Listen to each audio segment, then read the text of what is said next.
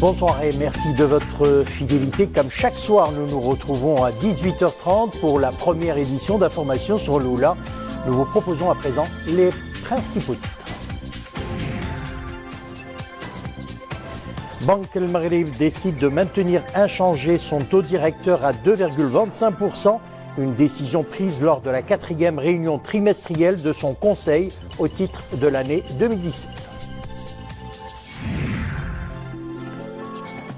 La chute du mercure fortement ressentie en haute montagne, le bois de chauffage devient un produit de première nécessité pour les habitants de ces régions montagneuses. Alors, comment font-ils face à cette situation? Réponse dans notre reportage réalisé à Azov. Et puis, page culturelle, amoureux du Maroc, le monde rural est sa source d'inspiration à travers ses clichés en noir et blanc. Aurélien Buisson rend hommage à la femme rurale pour ses efforts au quotidien dans des tâches parfois très difficiles. Le royaume du Maroc condamne fermement le tir ce mardi par les milices Houthis d'un missile balistique contre des zones peuplées de la capitale saoudienne Riyad. Le royaume du Maroc réitère sa solidarité constante avec le royaume d'Arabie Saoudite frère dans sa lutte contre tous ceux qui portent atteinte à la sécurité de ses territoires et à la quiétude de ses populations. C'est ce qu'indique aujourd'hui le ministère des Affaires étrangères et de la coopération internationale dans un communiqué. Le Maroc fait part également de sa profonde inquiétude à l'égard de cette escalade dangereuse qui va aggraver davantage la crise yéménite, porter atteinte à la stabilité de la région et accentuer les souffrances du peuple yéménite frère, ajoute le communiqué. Et puis soulignons que le missile balistique tiré depuis le Yémen a été intercepté et détruit dans le sud de Riyad sans faire de victimes. Il visait des zones résidentielles très peuplées à Riyad, a souligné le porte-parole de la coalition. Page économie, nous le disions en titre, Banque El Maghrib a décidé de maintenir inchangé son taux directeur à 2,25%, une décision prise lors de la 4e réunion trimestrielle de son conseil au titre de l'année 2017. Et selon les projections de l'institution bancaire, la croissance devrait ressortir à 4,1% pour l'ensemble de l'année 2017. Mohamed Deitlich. L'inflation devrait terminer l'année sur une moyenne de 0,7%, après 1,6% l'année dernière. À moyen terme, cette inflation s'établirait en 2018 à 1,5%, 1,6% en 2019. Quant à la croissance, elle s'est établie à 4,2% au deuxième trimestre, portée par une bonne campagne agricole. Elle devrait, selon les projections de Banque El Maghrib, ressortir pour l'ensemble de cette année 2017 à 4,1%, avec un rebond de 14,7% de la valeur ajoutée agricole, après un recul de 12,8% en 2016.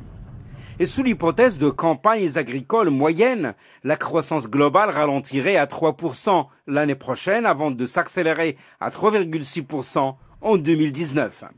Pour ce qui est du marché du travail, les données du 3e trimestre montrent une relative amélioration de la situation par rapport au même trimestre de l'année dernière, avec une création de 89 000 emplois, dont plus de la moitié dans le secteur agricole. Mais en parallèle, le marché a connu une entrée nette de 131 000 demandeurs d'emploi.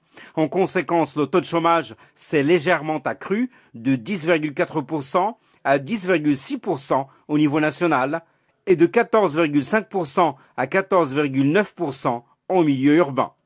Le niveau actuel du taux directeur est jugé approprié, il est donc maintenu inchangé à 2,25%.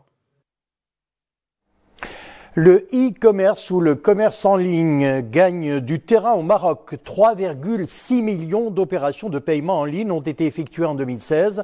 Valeur des transactions, 1,8 milliard de dirhams. Un marché en perpétuel développement. Le marché reste concentré tout de même autour de Casablanca, Rabat et Marrakech. Sarah Katir. Le développement du e-commerce au Maroc se fait à un rythme accéléré. La part du marché du commerce électronique au Maroc a quasiment doublé entre 2014 et 2017. Le secteur a en effet réalisé un chiffre d'affaires estimé à plus de 50 milliards de dirhams en 2017. Le commerce électronique nous permet de toucher tout le Maroc, toutes les villes du Maroc, grâce aux réseaux sociaux, grâce à notre site internet.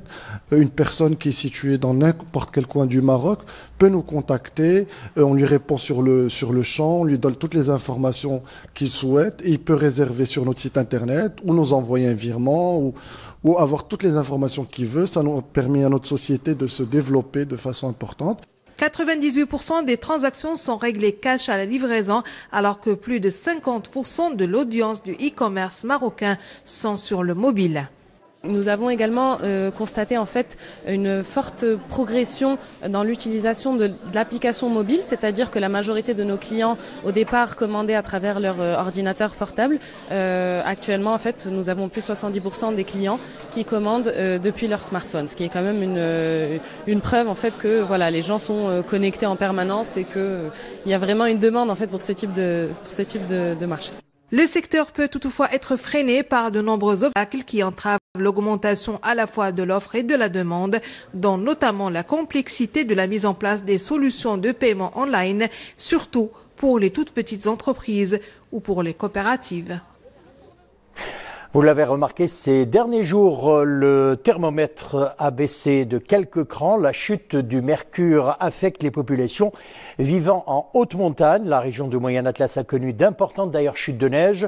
Le bois de chauffage devient un produit de première nécessité au même titre que le blé, le sucre et l'huile pour les habitants de ces régions montagneuses. Alors comment font-ils face à cette situation et comment affrontent-ils cette vague de froid? Réponse dans ce reportage réalisé à Azro.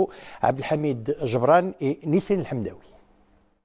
Nous sommes dans un village niché à 1400 mètres d'altitude, à 15 km de la ville d'Azro. Ici, l'hiver est rude. La température peut descendre jusqu'à -8 degrés. De quoi rendre le quotidien de la population locale éprouvant. Dans cette région, le dur labeur semble être une affaire de femmes. De la collecte du bois de chauffage à l'accomplissement des différentes tâches ménagères, la junte féminine se voit confier de lourdes tâches, dévoreuses de temps. Je me rends avec ma fille dans la forêt pour collecter brindilles et branches pour alimenter le feu. Le chauffage au bois est vital pour nous en cette période. Le four à bois reste allumé jusqu'à 2 heures du matin. En cette période, notre vie devient de plus en plus épuisante. Vous savez, dans le monde rural, hommes et femmes s'entraident au quotidien. Les hommes ont eux aussi du pain sur la planche en hiver. Ils s'occupent du troupeau qui nécessite une attention particulière en cette période et se chargent également des emplettes de saison dans les souks. J'apporte les bottes de paille et autres fourrages à mon troupeau. Je me rends également au souk pour m'approvisionner en denrées alimentaires nécessaires en cette période. Sur place, je fais également le plein de vêtements chauds pour toute la famille. Vous savez, notre quotidien devient de plus en plus dur en hiver. Nos enfants parcourent plus de 3 km pour se rendre à l'école. Et à 18 heures, nous les récupérons car la nuit tombe tôt et vite. Le froid ne fait que commencer dans cette contrée du Moyen Atlas. La population locale œuvre tant bien que mal à tenir bon face à la rudesse de l'hiver.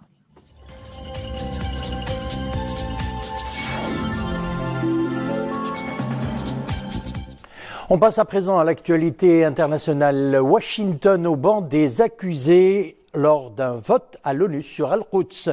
Les États-Unis ont mis leur veto à une résolution de l'ONU condamnant leur reconnaissance unilatérale d'Al-Quds comme capitale d'Israël. Le vote unanime de 14 des 15 membres du Conseil de sécurité, dont la Russie, la Chine, la France et le Royaume-Uni, les deux plus proches alliés européens des États-Unis, a été vivement dénoncé par l'ambassadrice américaine à l'ONU. Les Palestiniens ont jugé inacceptable le vote américain, le veto américain. Le texte a été présenté par l'Égypte.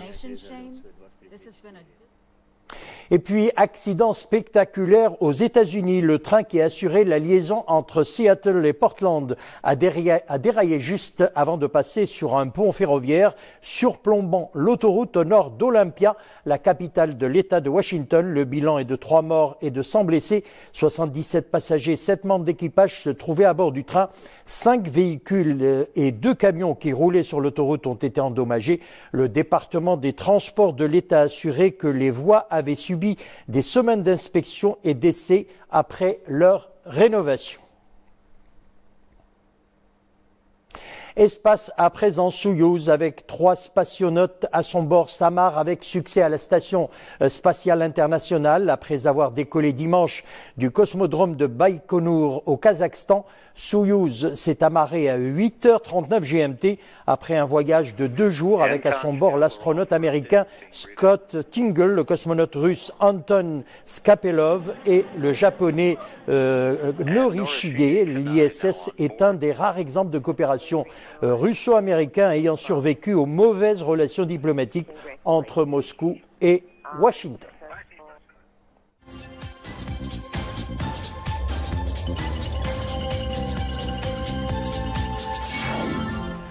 Retour chez nous, le Grand Prix de la presse 2017 revient cette année à Zhour Sayeh, journaliste à l'agence marocaine de presse. Elle a été primée pour son article intitulé Boshra Svata, une success story dans le monde de la gestion bancaire et des affaires au Qatar. La cérémonie de remise des différents prix a été marquée par la présence du chef du gouvernement, Saad El Othmani, du ministre de la Culture et de la Communication, Mohamed El-Arj, et de plusieurs autres membres du gouvernement, ainsi que des personnalités des mondes de la culture et des médias. À cette occasion, le prix honorifique de cette édition a été attribué aux défunts Mohamed Moudden et Abdeltif Ben Yahya.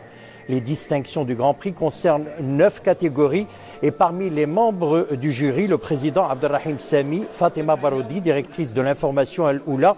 Nous citerons également Fedayla Anwar, rédactrice en chef à la direction du journal télévisé de 2e et plusieurs autres responsables des médias et de la culture.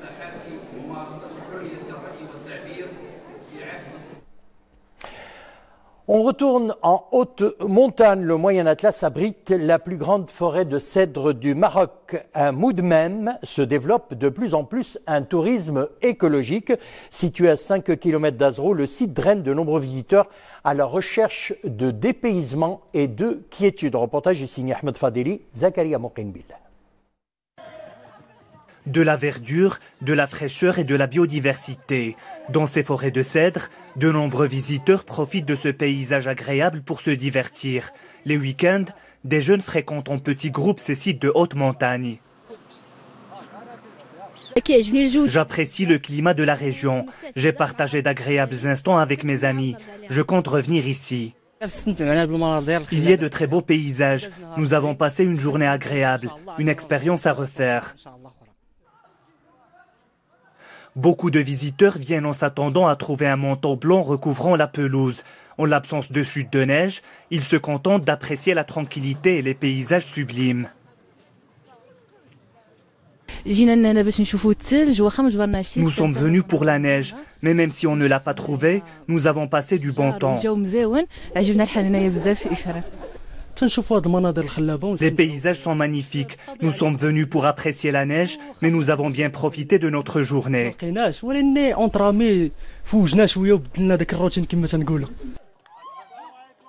Le tourisme écologique dans la province d'Ifrane attire de plus en plus d'adeptes. Une opportunité également pour développer les activités socio-économiques génératrices de revenus. Page culturelle à présent, sa passion, c'est la photographie. Amoureux du Maroc, c'est le monde rural qui est sa source d'inspiration. Aurélien Buissou, à travers ses clichés en noir et blanc, met en valeur la femme rurale, une façon de lui rendre hommage pour sa contribution et ses efforts au quotidien dans des tâches parfois très difficiles. C'est au centre culturel d'Azrou, reportage Ahmed Fadeli, Dominique Orlando. C'est à l'occasion d'un tout premier voyage au Maroc en avril 2017 que le jeune homme a eu comme une forme de déclic. Pour un photographe, cela signifie une envie de photographier la vie en cette terre encore inconnue pour lui, à travers le regard exclusif des femmes qu'il a saisies en pleine nature, dans ces zones rurales aux alentours proches de Fès et de Meknes. Alors en fait déjà, à savoir que je fais de la photographie argentique. Donc c'est avec la pellicule, les films, donc à l'ancienne. Donc ça, j'ai choisi ce thème, cette technique-là, pour une raison. La première raison, c'est pour l'esthétique. Là, comme vous pouvez voir, en fait, il y a le grain, c'est moins lisse que le numérique. Et après, cette technique-là fait que en fait, c'est beaucoup plus réfléchi. On voit pas, une fois qu'on a pris la photo, on voit pas en fait ce qu'on a pris derrière, on peut pas vérifier. Donc c'est après, une fois qu'on est chez soi, qu'on se rend compte que la photo, si elle est réussie ou pas. Et cette exposition, ce que je veux souligner, c'est le courage de la femme rurale marocaine. Toute la débauche d'énergie qu'il y a chaque journée. Quand elle doit se déplacer plusieurs kilomètres pour aller chercher l'eau, quand elle doit porter ses enfants. C'est tout ça en fait. Je veux vraiment souligner le courage de la femme rurale marocaine qui est pas mis au goût du jour, qui est pas forcément, qu'on voit pas forcément, on s'en rend pas compte et je trouve ça un peu dommage du coup. Donc c'est pour ça que j'ai vraiment envie de la mettre en valeur et lui rendre hommage. Un effet de miroir qui fonctionne et qui procure un réel intérêt auprès du public d'Azrou qui semble presque se découvrir sous un autre jour. En sublimant ces instants du quotidien, le photographe a réussi à convoquer l'adhésion des femmes, mais aussi et peut-être davantage des hommes. Je suis très touché par rapport à cette exposition, une exposition qui manifeste la femme dans tous ses états. C'est un artiste qui manipule d'une façon professionnelle l'objectif et la relation entre le clair et l'obscur dans son cadrage photographique. Et personnellement, je trouve que c'est un travail magnifique et très intéressant. Ce qui a le plus retenu mon attention, c'est que l'artiste photographe rend un vibrant hommage à la femme rurale. Il s'est intéressé à des moments de la vie au quotidien de la femme rurale, au sein de sa famille, dans l'éducation de ses enfants. C'est une femme rurale qui bâtit les générations de demain, les générations d'avenir, les futurs leaders.